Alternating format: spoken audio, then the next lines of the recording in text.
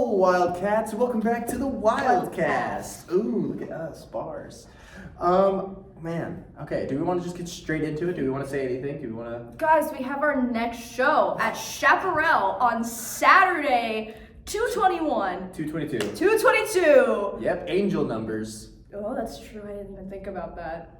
It's a good luck day right there. Exactly. So show up. It'll be another really fun and captivating show. Yes, and I would like to double up by saying after that week, we are going to have our first workshop in this room right here that we are currently in the UNLV Student Union. Yeah, so, We're going crazy. We're in a college. A workshop again. Ooh, welcome back. We're going to learn cool things there. Get educated. Very educated. Smartness.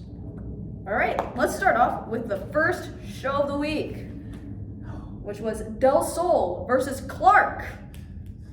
This was a good one. This was a fun one. This was a good one to start on. Yeah, no, I love when the first show of the day sets the tone energy-wise. Mm-hmm. And they started off with the tag out. The tag out was good. I just want to say, Ezekiel over at Clark, your unhinged energy is something I love.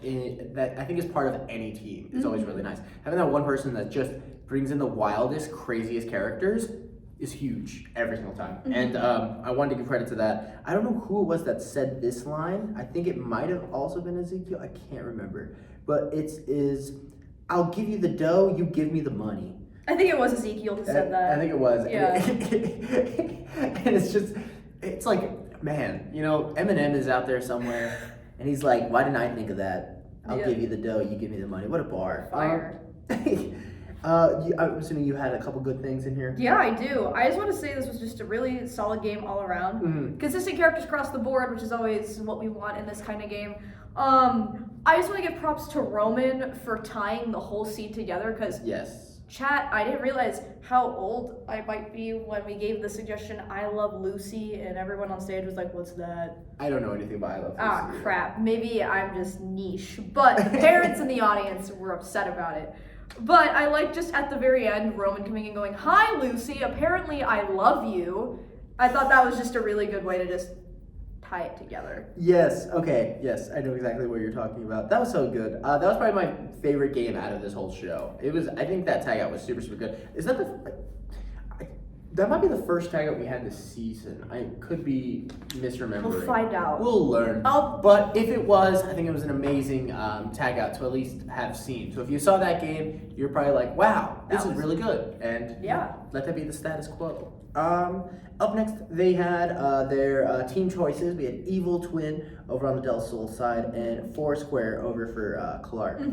Okay, so Evil Twin, for those that don't understand the concept of this game, there's one person who is Good Twin and another person who's Evil Twin. And then there's this person who's right here, and that's the Mediator. Mediator, for this one, was Doc. Which is always the exact person on stage at all times. Oh my god. Those of you who have not seen Doc perform, he just has a very interesting mind and just says things that are incredibly funny, but like kind of pushing that line a little bit. Him as Mediator was pretty funny, because I don't think he is evil nor good.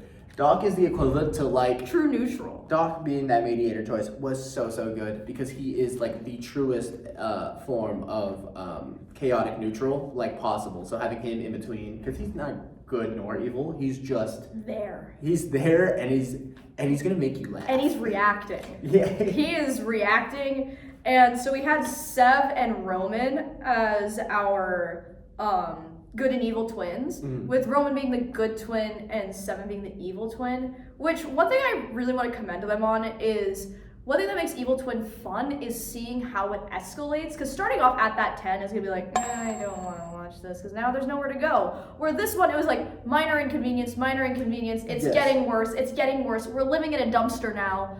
After that, we had Foursquare, and so this was pretty cool. We got to have a guest from the audience come onto the stage. I mean, it was another performer from Clark, but it's always awesome getting to see as much of a team as possible. Shout out Brody. Shout out Brody, for real. Man, this Honor had a sonic voice.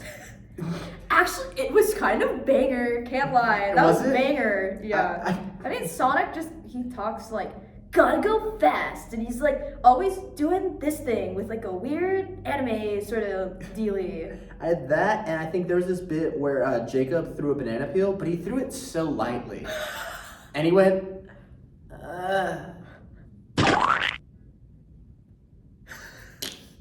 And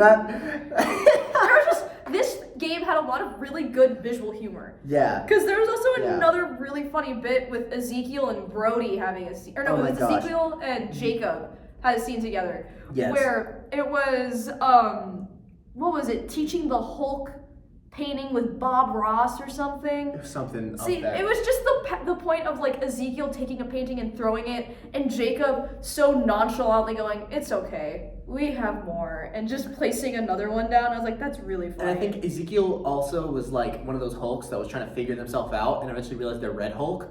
And they had a line that I loved where it was anger issues or anger deficiency or color blindness, and it just gets so bad. That was solid.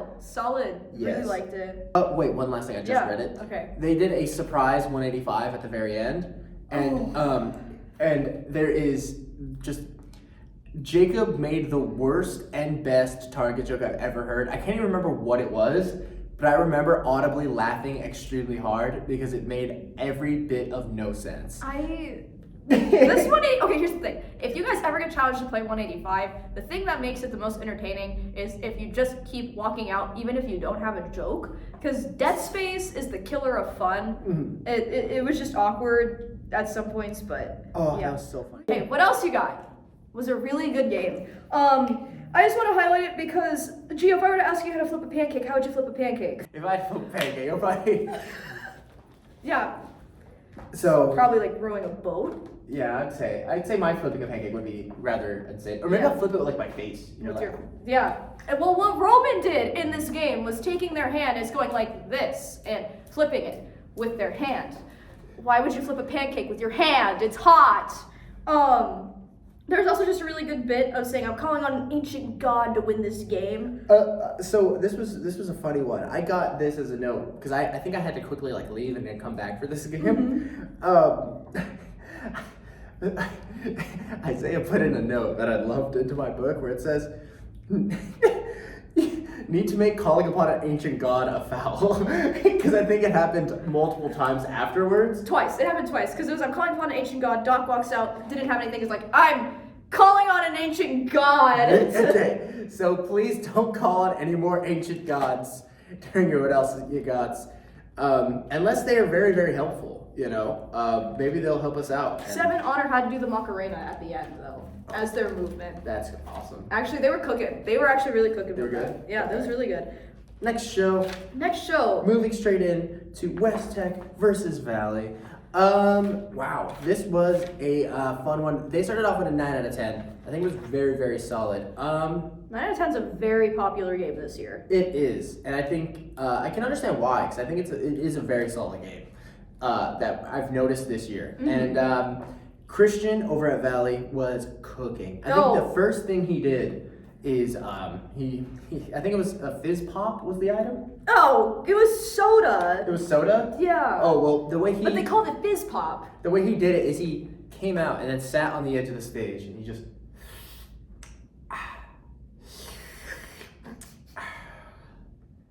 I'm sipping my fizz pop. And it was amazing. The jokes in this one were awesome. I think someone said something about how soda is spelled, and then It was spelled with 3 T's, and then I think Kat was like, "You're missing the 4th T, which is thirsty, which is the only reason you're getting a soda." And I'm like, cooking. Yeah, it's Both Kat and Christian this entire show were just cooking. yes. I think there was this other bit in this game where they kept becoming taller trees. Yes. So I think it started with Kat, who was a tree, and then Cameron was like, "I'm a taller tree than that." Yeah. Which then became a taller tree, and then it became Bryson becoming the tallest tree. Yes. And all I want to say is, you know what's a good what else you got when the game ended with all 6 on stage as Willy Wonkas. I think they were in Willy Wonka's Chocolate Yes. Factory, and they were all different versions of Willy Wonka, but in the different scenarios of the Chocolate Factory. What it was Martin walked in and was like, I'm Willy Wonka, and then someone was like, I'm Augustus Gloop, and someone was like, I'm the Chocolate River. Yeah. This is a consistent thing I'm noticing with 9 out of 10, especially with the league, is everyone wants to come out at the very end and build a scene. Yes. And I'm not complaining. I love think that. it's hysterical. No, that's good. This is like, you guys are cooking this year with 9 out of 10. So, like, I would never be upset. This has been so good this year. 9 out of 10s have been awesome. Only would be upset if they were all the same every single time. Yes. Next thing was forward reverse with Wekta. Holy crap. This was probably my favorite game of the day. Yeah, this was a really This was good my favorite game of the day because one thing I think people struggle with forward reverse is you forget what you did. Yeah. And you start going backwards, you're like, crap, I don't remember what I did. But the way they did this was they had very specific physical pops every time they needed to do something, which helped them remember what they did. Cat specifically, holy cow. Every time they like had to enter or they got reversed was just like the same the entire time. It was really, really well done. Mm-hmm. Yeah, no, I loved that game too. I think Bryson and Kat were both super, super high energy, crazy characters. Olivia came in as a crab, which was the right amount of chill based off of how crazy they were, because that in the forward reverse was so much like, it was like watching like Insanity, and then there's just like this vibing crab going like from the front to the back of the stage over and over. And it was Krabby from Pokemon. Yeah. Let's be clear. They were playing Pokemon Go. That was the seed suggestion. It was good. I think it was like, I'm a crab. Wow, I needed you for my Pokedex. It was something like that. It was one thing about this game is it thrives off simplicity and specificity. Yes. And that's what they did really well in there. They didn't have any really long monologues or anything. They did it all right. And so forward reverse, West Tech, be proud of yourselves. You guys have been cooking all year. Amazing. All the credit over to your guys' coaching team, which is your whole board, whether that be Nick, Olivia, Kat, Chelsea. I think I'm missing Michael's in there. And I think Alex might be in there as well. Whoever it is, all of you guys have been cooking this year. So be so proud of yourselves. Moving on to what? Man. Martin and Christian were going ham in this one. I think their suggestion was FNAF related. Five Nights at Roman, or no, it was retired improv coach goes to Five Nights at Freddy's. It was something like that. All you need to know is host Roman was a character in this game. Yes. And it was pretty hilarious. I think Christian kind of became a like your prototypical FNAF character, and just kind of would come out from the shadows and then just drag people back.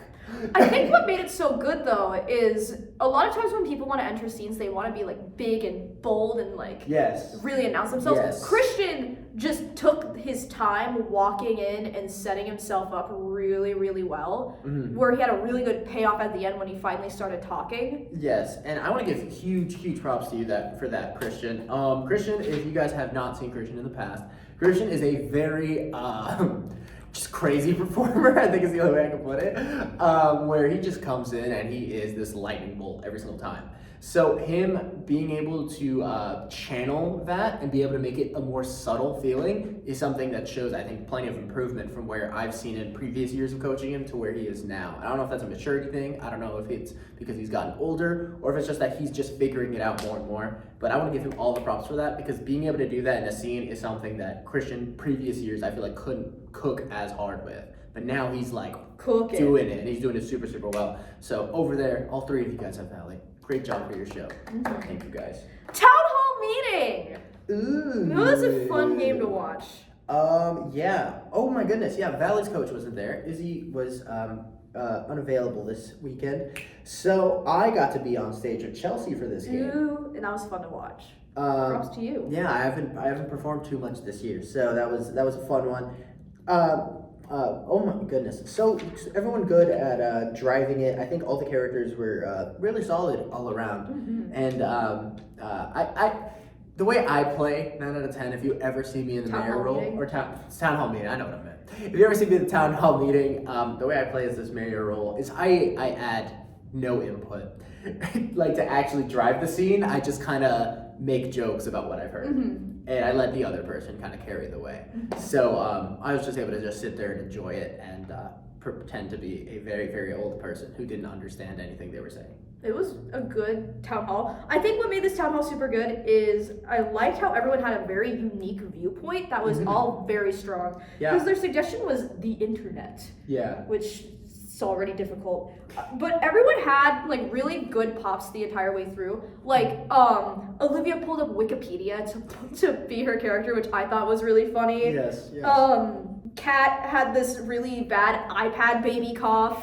Oh my goodness, yes. Okay, so I didn't get to put notes because I was obviously on stage. Yeah. One of my notes is cat coughing, and I was like, what does this mean? Until right now, and now I have, yes, Cat was an iPad baby. And coughed, and it was very funny. And it was like as gross as iPad baby coughing. It's because Kat also said, my therapist wanted me to change my name to Skibbity Ohio.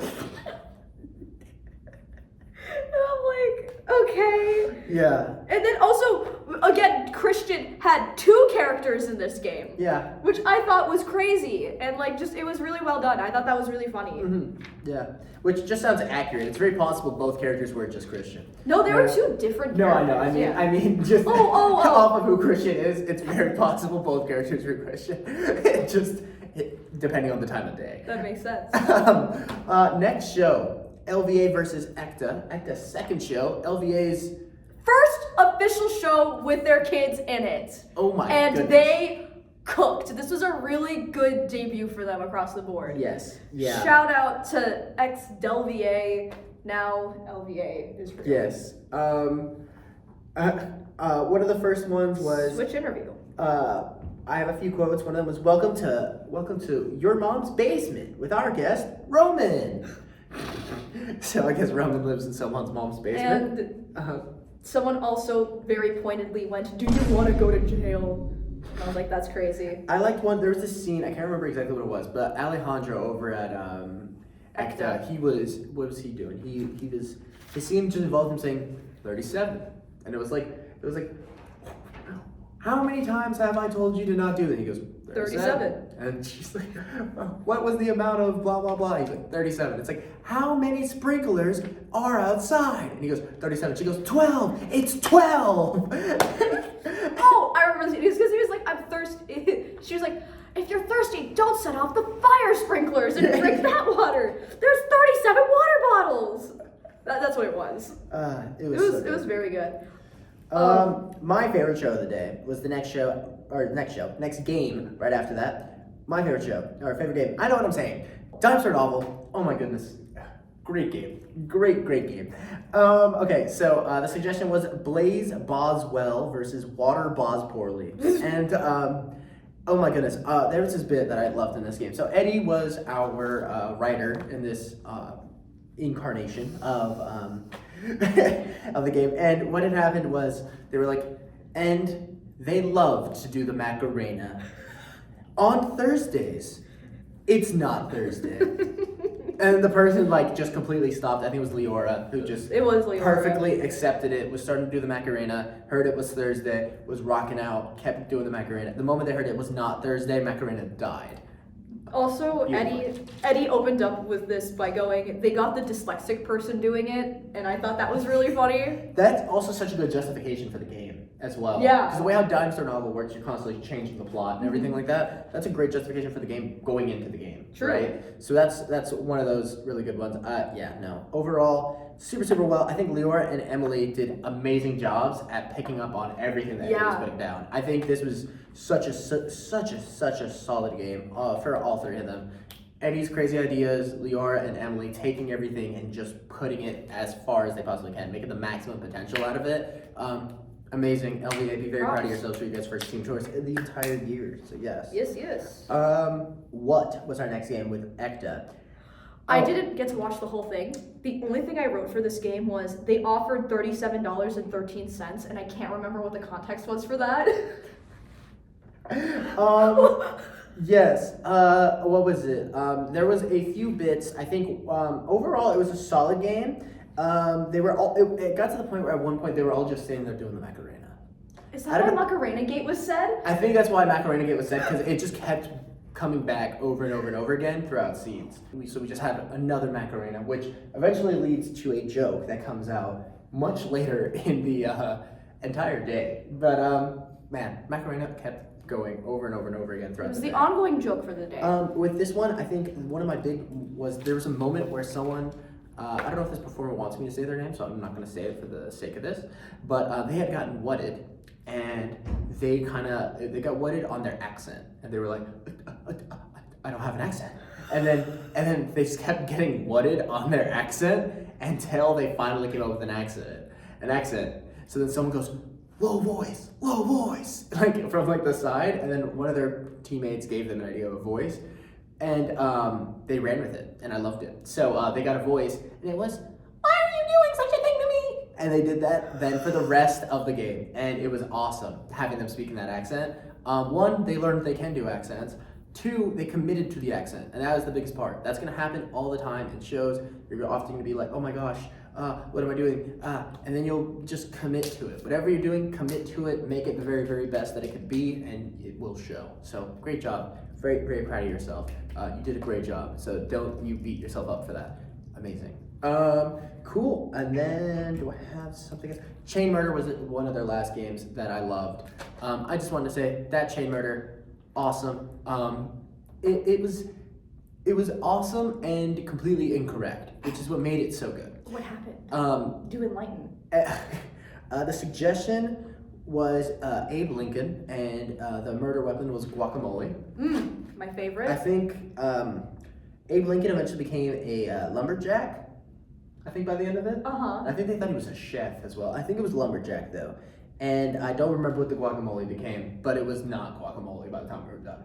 Point being, it was hilarious watching everyone in the game really slowly break down, because you just see the person who started it, Eddie, just looking and going like, I caused this. Sweet. So yes, super good, fun times. LVA versus Ecta, great show, both of you. Can't wait to see you guys next week. LVA, please return. Oh my goodness, you guys were cooking like super hard. Ecta, having you guys for our third show would be a gem. We love seeing all the different performers that have been coming out from over there. Yes. Sierra Vista versus Secta. Okay, right out the gate, they had a dating app that I liked. Someone's name was, I think it was Griffin. He was Dr. Doofenshmirtz. Yes, it was Griffin. It's like Schmertz, but without the voice. I thought it was really good. I also just want to commend on this dating app. Another character that I just really liked was Roman coming out and be like, I'm contestant 45 and I'm going to sing you a song. And then Blaze like swiped right after Roman saying this. I was like, I would like to hear the monologue now. And I thought that was just really, I thought that was a really funny like volley off of both of them in that game. Yeah.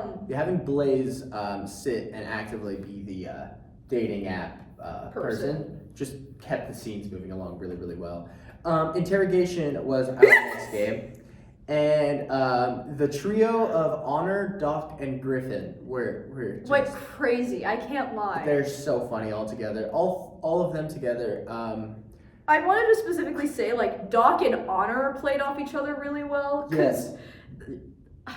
There's this really recurring bit of rotating Doc on stage. Yeah. Yes, that was a bit. And it was just through this show was just a bit of just rotating Doc. And I thought it was really funny, especially with how they did it in Interrogation.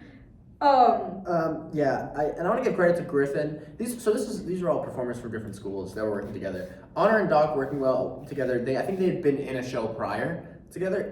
Griffin had, I think, just maybe met both of them. Maybe had worked with one of them. I am unsure. But man, Griffin, you understood their craziness in like the perfect way. So being with Honor and Doc while they were being as insane as possible and understanding it, Griffin, massive props to you. Made you job in that guessing position. Griffin also had just a really funny line of "When I was born," and then like a really long pause.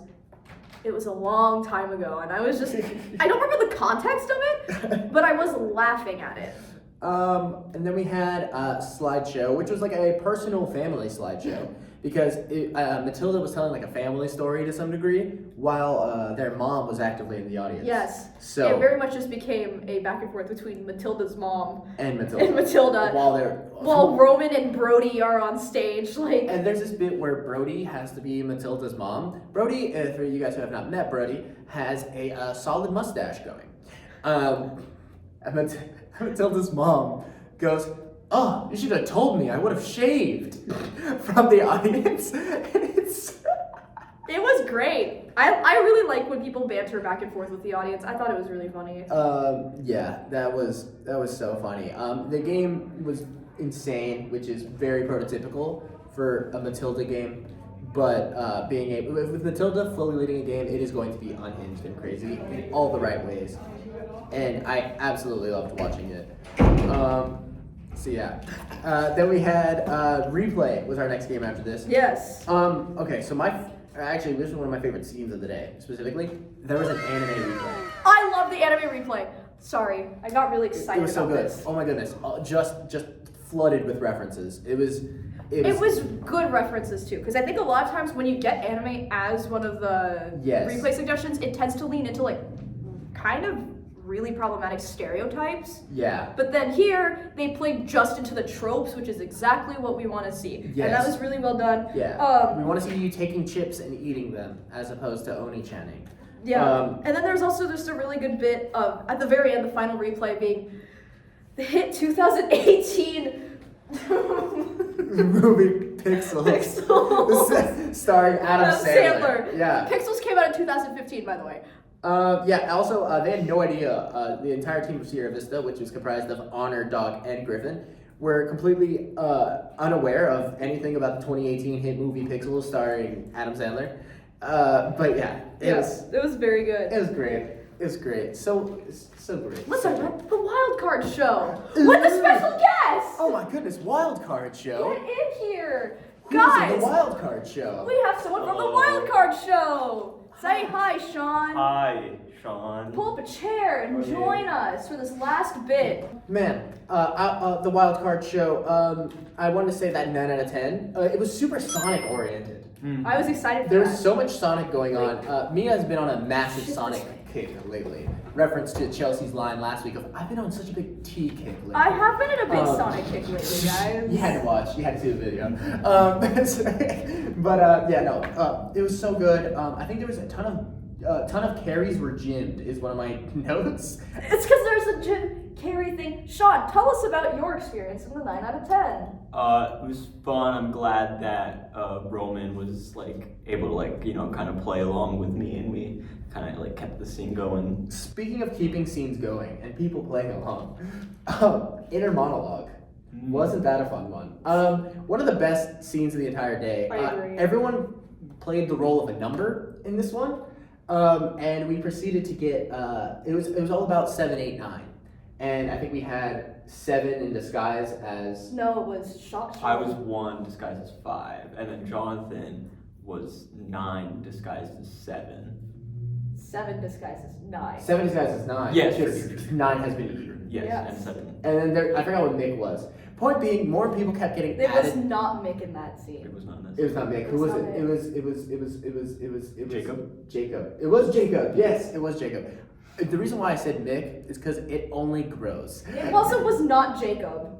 Jacob was. Oh, it was Was it Emma. It was Yeah. It was Emma. Emma. Emma was in that scene. Yes, because Jacob was with the yes.